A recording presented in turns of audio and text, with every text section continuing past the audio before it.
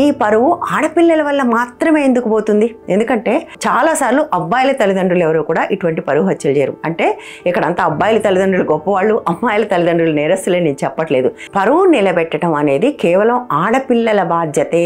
అందుకోసమే వాళ్ళు ఏమైనా దారి తప్పితే వాళ్ళని శిక్షించడం అనేది మనలో నరాన్న జీర్ణించుకుపోయింది. అట్లా జీర్ణించుకుపోవటాన్నే పితృస్వామ్యం అంటారు. అదే మగపిల్లవాడు చేస్తే కూడా వాళ్ళ దృష్టిలో అది తప్పే, కానీ దానికి శిక్షలు ఉండవు. ఆడపిల్లలు చేసినప్పుడు మాత్రమే ఇటువంటి శిక్ష పడుతుంది.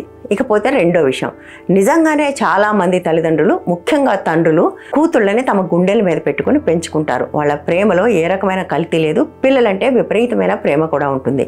కానీ ఆ పిల్లలకి పెళ్ళిళ్ళు చేసిన తర్వాత అవతల అల్లుడు పోరంబోకో, చవటో, వెదవో, తాగుబోతో అయ్యి ఈ ఆడపిల్లల్ని విపరీతంగా హింస పెట్టడం.